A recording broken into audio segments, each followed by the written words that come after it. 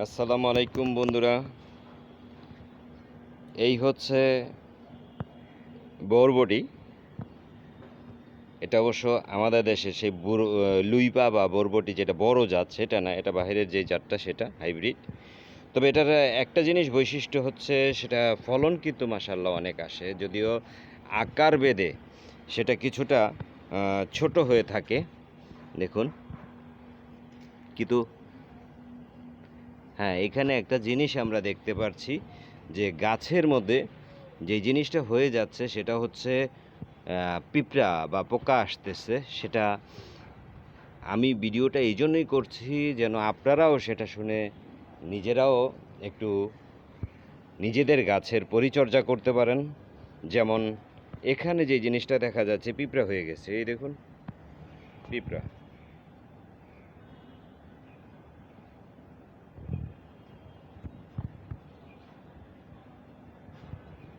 কুরে কুরে খাচ্ছে। তা আমি একটা কাজে বাহিরে গিয়েছিলাম, এই ফাঁকে যেহেতু আমি অনেক দিন ছিলাম না, বাহিরে গিয়েছিলাম, এই ফাঁকে পিঁপড়ারা বাসা বেঁধেছে। তো পিঁপড়ার বাসা দূর করতে হলে প্রথমে যে জিনিসটা দরকার সেটা একেবারেই সাধারণ জিনিস, আপনার ঘরেও আছে আমার ঘরেও আছে। সুতরাং আপনার কোনো চিন্তা নাই যে কি দিয়ে তাড়াবো। আপনি প্রথমে যে জিনিসটা করবেন সেটা হচ্ছে, এর জন্য মূল জিনিসটা হচ্ছে আপনাকে দরকার হচ্ছে একটু আমরা যে রান্না করি খাবার যে হলুদ, সেই হলুদ গুঁড়া, হলুদ ফাঁকি, আপনি সেই হলুদ ফাঁকিটাকে ভিজিয়ে রেখে কয়েক ঘন্টা পরে অথবা একদিন পরে যদি স্প্রে করেন, এগুলো কিছুই থাকবে না, একেবারে ফ্রেশ হয়ে যাবে, কিছুই থাকবে না, একেবারে ফ্রেশ হয়ে যাবে।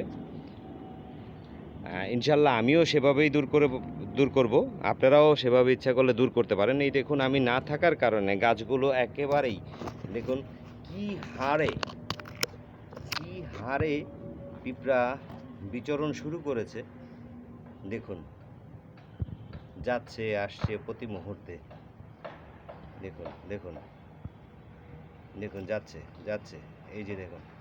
তো এভাবে যাচ্ছে আসছে, এখানে কিন্তু ভালো পরিমাণে অনেক।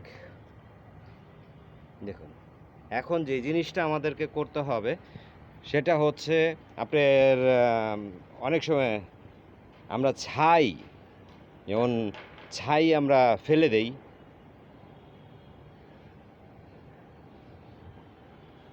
সেই ছাইগুলোকে আমরা যদি না ফেলে হলুদের পানির সাথে ছাই মিশ্রণ করে স্প্রে করতে পারি, অথবা ছাই ছিটিয়ে দিতে পারি গাছের মধ্যে, গাছের উপর থেকে একেবারে উপর থেকে নিচ পর্যন্ত যদি আমরা ছিটিয়ে দিতে পারি, তাহলে অল্প সময়ের মধ্যে আপনার যে এই যে ফল বা গাছের ফুল বা গাছ খেয়ে ফেলতেছে সেই বিড়ম্বনা, সেই ঝামেলা থেকে অতি শীঘ্রই মুক্তি পাবেন।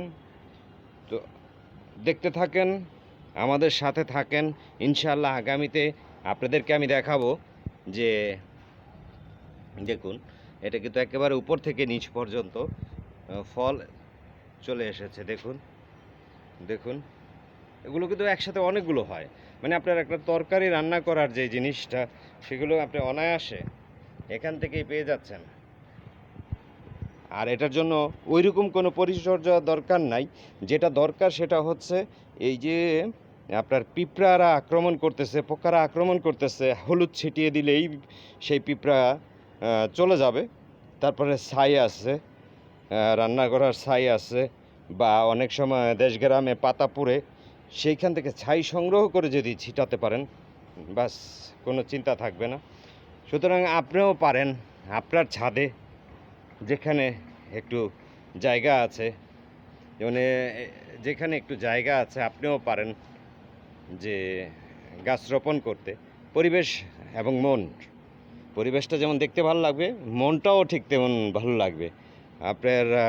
অনেক দেখুন আজকাল অনেক ছাদের মধ্যে দেখা যাচ্ছে, যেমন ওই আম গাছটায় বর্তমানে নতুন করে ফুল এসেছে, বোঝা যাচ্ছে 12 মাসি আম গাছ। তো এরকম যদি আমরা কোনো ছাদের দিকে তাকাই, শুধু গাছ আর গাছ, মানে মানুষ এখন অনেক কিছুই শিখতে শিখেছে। অক্সিজেন, বিশুদ্ধ অক্সিজেন দেশগ্রামে না গিয়ে এখান থেকেও যদি একটু পায়, তাতে ক্ষতি কী?